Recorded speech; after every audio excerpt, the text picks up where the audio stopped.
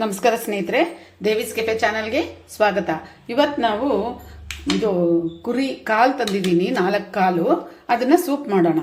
Soup ಹೇಗೆ ಮಾಡೋದು ಅಂತ, ಅದಕ್ಕೆ ಏನೇನು ಸಾಮಗ್ರಿಗಳು ಬೇಕಂತ ಹೇಳ್ತೀನಿ, ನೋಡ್ಕೊಳ್ಳಿ. ಇದು ಕಾಲು ಕ್ಲೀನಾಗಿ ಅವರು ಸುಟ್ಟು ಇದು ಮಾಡಿಕೊಟ್ಟಿದ್ರು. ತಗೊಂಬಂದು ಅರ್ಶಿನ ಪುಡಿ ಹಾಕಿ ಚೆನ್ನಾಗಿ ಒಂದು 7-8 ಸತಿ ನೀರಲ್ಲಿ ಮೇಲೆ ಏನಾದರೂ ಸಣ್ಣ ಕೂದಲು ಗೀದ್ಲು ಅದು ಇದು ಇರುತ್ತೆ, ಅದನ್ನೆಲ್ಲ ನೀಟಾಗಿ ತೊಳೆದು ಇಟ್ಕೊಂಡಿದ್ದೀನಿ. ಇಲ್ಲಿ ಒಂದು ಕಾಲಿಗೆ 4 ಕಾಲಿದೆ, ಒಂದು ಕಾಲಿಗೆ 2 ಹಸಿಮೆಣಸಿನ್ಕಾಯಿ ಥರ 8 ಹಸಿಮೆಣಸಿನ್ಕಾಯಿ ಇಟ್ಕೊಂಡಿದ್ದೀನಿ. 1 ಇಡೀ ಕೊತ್ತಂಬರಿ ಮತ್ತು ಅದರ ಜೊತೆಯಲ್ಲೇ ಒಂದು ಸ್ವಲ್ಪ ಪುದೀನ ಇಟ್ಕೊಂಡಿದ್ದೀನಿ. ಇದು 3 ನಾನು ಚೆನ್ನಾಗಿ ರುಬ್ಕೋಬೇಕು.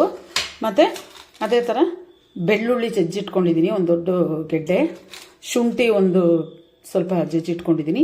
ಅರಿಶಿನ ಪುಡಿ, ಉಪ್ಪು, 1 ಟೇಬಲ್ ಸ್ಪೂನ್ ಮೆಣಸು, 1 ಟೇಬಲ್ ಸ್ಪೂನ್ ಜೀರಿಗೆನ ಮಿಕ್ಸಿಯಲ್ಲಿ ಸ್ವಲ್ಪ ತರಿಯಾಗಿ ಪುಡಿ ಮಾಡಿ ಇಟ್ಕೊಂಡಿದ್ದೀನಿ. ಕರಿಬೇವಿನ ಸೊಪ್ಪು. ಇಷ್ಟು ಸಾಮಗ್ರಿಗಳು ಬೇಕು. ಹೇಗೆ ಮಾಡೋದು ಅಂತ ನೋಡೋಣ ಬನ್ನಿ. ನೋಡಿ ಸ್ನೇಹಿತರೆ, ಈಗ ನಾವು ಒಂದು ಕುಕ್ಕರ್ ತಗೊಂಡು ಅದಕ್ಕೆ ಈ ತೊಳೆದಿಟ್ಟಿರೋ ಅಂಥ ಹೆಸರನ್ನ ಹಾಕೋಣ. ಹಾಗೆ ಈ ರುಬ್ಬಿಟ್ಕೊಂಡಿರೋ ಅಂಥ ಮಸಾಲೆನೂ ಸಹ ಹಾಕೋಣ. ತರಿಯಾಗಿ ರುಬ್ಬಿದ್ದೀನಿ ಹಸಿಮೆಣಸಿನ್ಕಾಯಿ, ಪುದೀನ, ಕೊತ್ತಂಬರಿ ಸೊಪ್ಪು.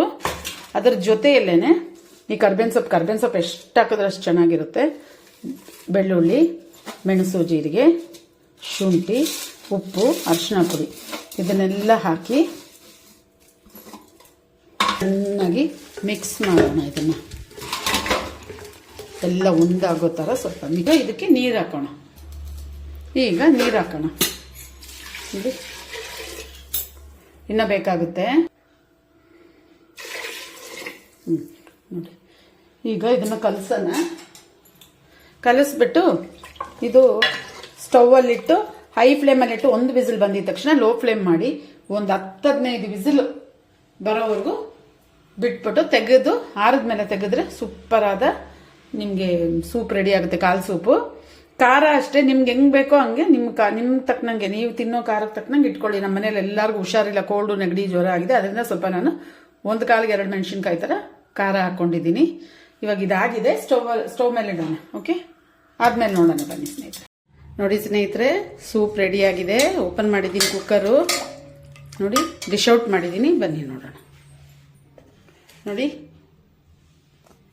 ಬಿಸಿ ಬಿಸಿ ರುಚಿಯಾದ ಕಾಲ್ ಸೂಪ್ ರೆಡಿ ಇದೆ. ನೀವು ಟ್ರೈ ಮಾಡಿ ಹೇಗಿದೆ ಅಂತೇಳಿ. ಕೆಫೆ ಯೂಟ್ಯೂಬ್ ಚಾನೆಲ್ನ ಸಬ್ಸ್ಕ್ರೈಬ್ ಮಾಡಿ, ಲೈಕ್ ಮಾಡಿ, ಶೇರ್ ಮಾಡಿ, ದಯವಿಟ್ಟು ಕಮೆಂಟ್ ಮಾಡಿ. ಬಾಯ್.